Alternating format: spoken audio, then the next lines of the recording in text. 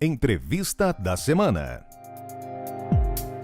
Os nossos convidados de hoje são o Dr. Carlos Denezuk, advogado, sócio fundador da DASA Advogados, e o Dr. Daniel Amaral, advogado, também sócio da DASA, especializada em recuperação judicial. Dr. Daniel, Dr. Carlos, é um prazer tê-los conosco e falar do tema diretamente, recuperação judicial.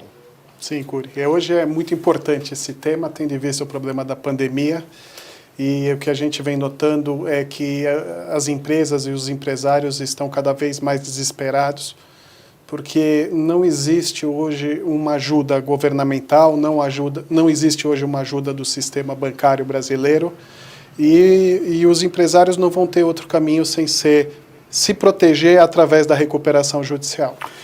Na verdade, a pesquisa CIP Datafolha demonstra que o dinheiro não está chegando na ponta, que as empresas estão desesperadas. Mas a primeira pergunta é assim: hoje existe um mito no mercado de que micro, pequena, média empresa não pode ir para a recuperação judicial porque é caro, porque não consegue pagar, porque não tem saída. Existe hoje alguma orientação sem ônus para que quem quiser saber sobre o tema sem compromisso possa consultar a sua empresa especializada no assunto? Sim, a gente, nesse momento de cooperação da pandemia, a gente está à disposição de todo empresário, micro, pequeno, médio empresa, que mande suas perguntas para a gente poder responder, tirar qualquer dúvida, para ele entender que ele também tem o direito de poder pedir a sua recuperação judicial para se proteger. Como é que ele manda essa pergunta? Para onde ele manda? Ele manda para o e-mail que tem do escritório, que é o dasa@dasa.adv.br. Lá tem uma equipe que vai receber as suas perguntas para responder tudo de forma gratuita, para eles ficarem à vontade e terem tudo bem esclarecido.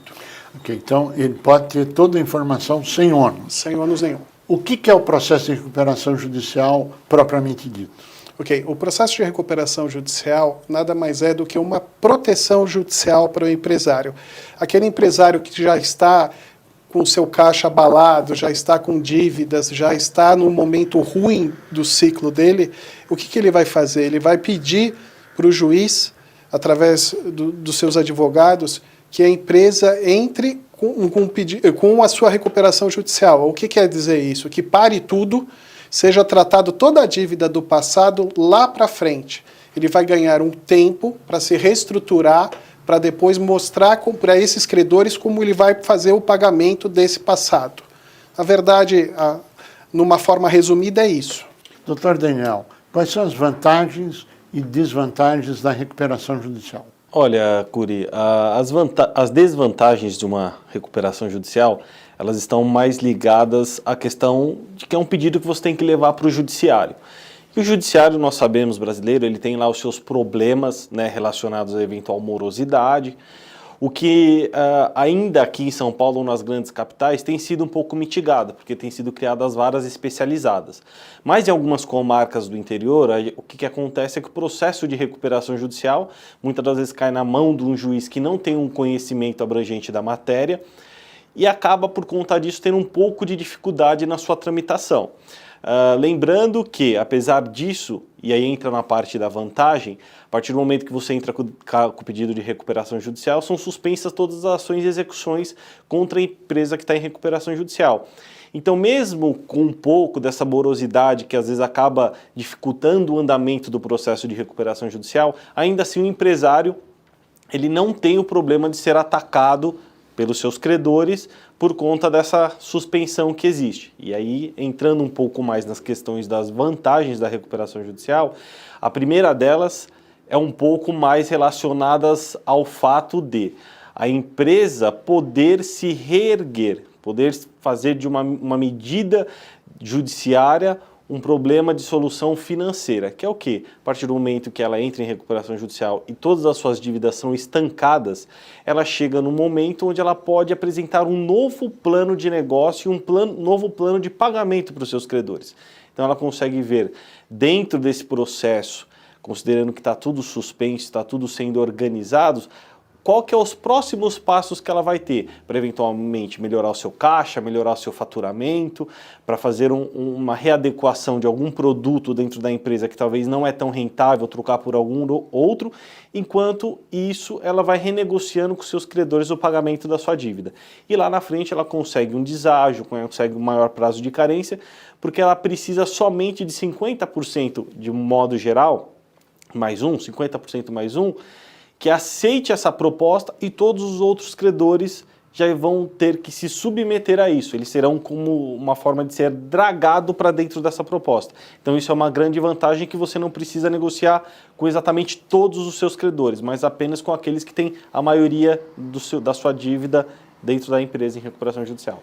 Doutor Carlos, indiscutivelmente o momento dessa pandemia está fazendo com que muitas empresas não tenham faturamento, elas têm dívidas, alguns negociam, outros não negociam, e a única forma delas sobreviver talvez seja a recuperação judicial. Na sua avaliação, essa afirmativa é real e vamos ter uma avalanche de processo, ou a possibilidade de uma avalanche de processo? Qual a sua avaliação?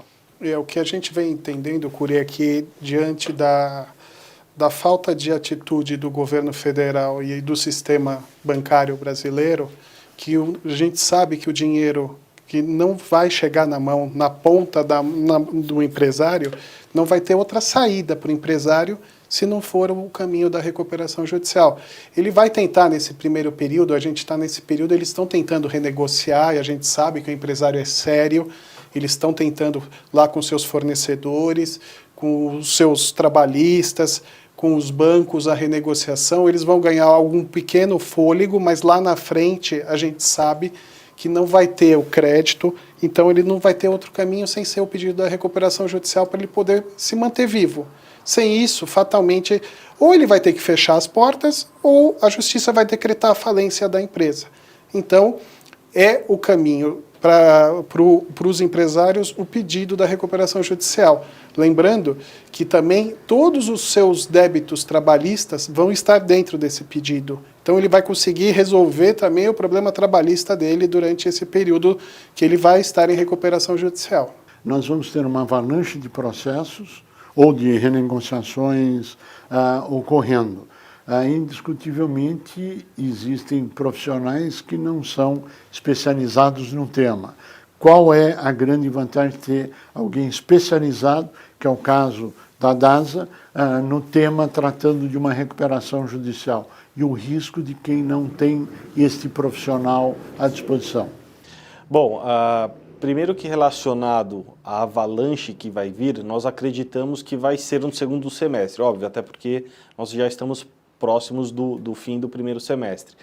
Mas hoje a gente verifica que, por conta de toda essa situação que está acontecendo, os bancos e alguns fornecedores já estão sendo suscetíveis a aceitarem algum acordo como carência, né, para que daqui 2, 3 meses se resolva isso, ou venha trazer esse problema para meses e resolver. E o que nós estamos vendo, na verdade, é que esse período de 1, 2, 3 meses que eventualmente está se conseguindo de carência para pagamento de uma dívida, ele não vai ser suficiente por um momento. Por quê?